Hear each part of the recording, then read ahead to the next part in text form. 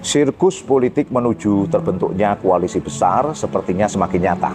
Dan otak-atik reshuffle menteri pada injury time akhir pemerintahan Jokowi sepertinya bagian untuk menuju sukses skenario ini. Partai-partai yang sebelumnya banyak teriak perubahan ternyata saat ini secara bertahap bergabung dalam koalisi keberlanjutan, yaitu Koalisi Indonesia Maju Plus atau KIM Plus. Nasdem merapat, PKB mendekat, PKS pun akhirnya luluh dalam dekapan KIM Plus. Diduga ada iming-iming kursi empuk menteri plus penggantian uang logistik pemilu 2024. Sepertinya ini menggiurkan sekali. Dan mungkin selalu ada dalil pembenar untuk pragmatisme yang menjijikkan ini. Partai-partai yang tak lolos ke Senayan pun seperti PSI, Perindo, P3 ikut gabung juga ke KIM Plus. KIM Plus tak hanya untuk menyukseskan Pilkada Jakarta dengan pasangan Ridwan Kamil Suswono, tetapi juga untuk memastikan kemenangan Pilkada di banyak tempat terutama di Jawa dan Sumatera. Koalisi besar kali ini lebih dahsyat daripada zaman Jokowi dulu. Zaman Jokowi, koalisi besar hanya di tingkat pusat, tetapi zaman Prabowo Gibran, koalisi besar dirancang dari pusat sampai ke daerah. Kalau dihitung koalisi besar di tingkat pusat, ada Gerindra, Golkar, PAN, Demokrat, plus nantinya Nasdem, PKB, PKS, total kursinya 81%. Ini tentu dahsyat, plus koalisi besar sampai ke daerah, tentu luar biasa ini nanti. Jaminan program-program pemerintahan Prabowo Gibran akan berjalan lancar karena parlemen dapat dikendalikan. Bahkan terdengar kabar koalisi besar ini dipersiapkan untuk sukses pemilu 2029 dan visi Indonesia Emas 2045. Maknanya KIM Plus dirancang menjadi koalisi yang besar, permanen, jangka panjang. Pertanyaannya, bahayakah koalisi besar permanen jangka panjang ini? Bahayakah KIM Plus ini? Saya jawab dengan jelas dan terang, sangat berbahaya, sangat berbahaya. Apa alasannya? Begini penjelasannya. Pertama, koalisi besar permanen jangka panjang dalam bentuk KIM Plus ini berpeluang sangat besar melahirkan kekuatan yang otoritarian atau kekuasaan yang otoriter seperti Orde Baru, muncul oligarki politik kekuasaan. Mengambil istilah Sokrates yang diperkuat oleh Plato dan Aristoteles bahwa demokrasi akhirnya melahirkan para demagog yang berujung pada kediktatoran. Yang lahir akhirnya hukum besi oligarki, hukum besi para elit pada rakyatnya. Suara oposisi dan masyarakat sipil tak akan dianggap karena kecil. Logika balancing kekuasaan tak akan terjadi.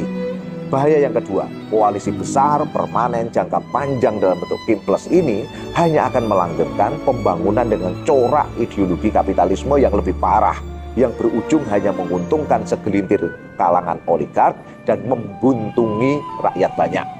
Gini membahasnya, poin ini dapat kita bedah dari visi Indonesia Emas 2045 yang telah ditetapkan sebagai RPJPN, Rencana Pembangunan Jangka Panjang Nasional 2025-2045. Begini, bila kita cermati, salah satu target Indonesia Emas 2045 adalah membawa Indonesia keluar dari jebakan negara berpendapatan menengah, middle income trap, dan menjadikan Indonesia negara yang berpendapatan tinggi, 30.300 US dollar per kapita dengan pertumbuhan ekonomi rata-rata 6-7% dalam 20 tahun ke depan.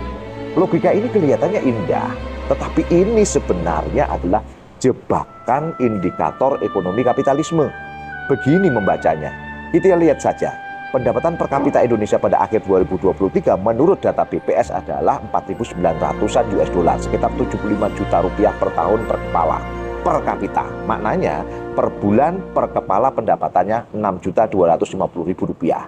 Jadi misalnya satu keluarga itu ada 5 orang, seharusnya pendapatan total keluarga tersebut 31.250.000 rupiah. Yuk kita jujur, benarkah pendapatan masyarakat Indonesia segitu? Berapa banyak yang pendapatannya segitu? Jauh panggang dari api. Kekayaan Indonesia hanya menumpuk pada segelintir orang. Jadi kalau pendapatan per kapita nanti di tahun 2045 adalah 30.300 US dollar per tahun per kepala, maknanya per kepala per bulan lebih dari 38 juta rupiah. Tetapi saya yakin faktanya akan sama dengan kondisi saat ini, bahkan mungkin lebih parah. Mengapa ini terjadi? Karena fokus dalam Indonesia Emas 2045 adalah untuk menghasilkan pertumbuhan ekonomi yang tinggi, pendapatan per kapita yang tinggi, lupa pemerataan. Hal ini dicapai dengan mengedepankan investasi, termasuk investasi asing. Inilah titik kritisnya. Dan demikianlah ekonomi kapitalisme berjalan, menempatkan swasta di atas segalanya, sementara pemerintah hanya sebagai regulator. Keuntungan besar pasti akan dinikmati oleh segelintir kalangan oligark, para pemegang modal. Harta sah milik rakyat seperti migas, minerba, dan harta milik publik lainnya pun, termasuk hilirisasi harta milik publik, ternyata juga digelarkan karpet merah selebar-lebarnya untuk investasi swasta baik dalam negeri maupun asing. Inilah corak pembangunan yang berbasis ideologi kapitalisme. Sumber daya milik publik diliberalisasi demikian rupa. Keuntungan besar untuk segelintir kalangan para oligark, para kapitalis, para pemegang modal. Sementara rakyat hanya mendapatkan tetesan kecil keuntungan melalui mekanisme trickle down effect. Limpahan bonus demografi pun hanya mensupport kebutuhan buruh dengan upah murah. Ini jelas kedoliman yang luar biasa. Jadi, saya membaca wacana dan nafsu mewujudkan koalisi yang besar, permanen, jangka panjang dalam bentuk Kim Plus ini hanyalah demi melanggengkan ideologi kapitalisme yang menguntungkan segelintir pemodal para oligark. Sementara rakyat hanya berebut remah-remah kue pembangunan dan diiming-imingi hanya dengan makan gratis dan bansos yang jumlahnya tak seberapa. Dan rakyat terus ditekan dengan beban hidup yang berat, pajak naik, sembako naik, biaya kuliah naik, dan lain-lain. Semoga dipahami bahaya besar di balik rencana koalisi besar, jangka panjang, permanen ini dalam bentuk Kim Plus ini. Waspadalah, waspadalah.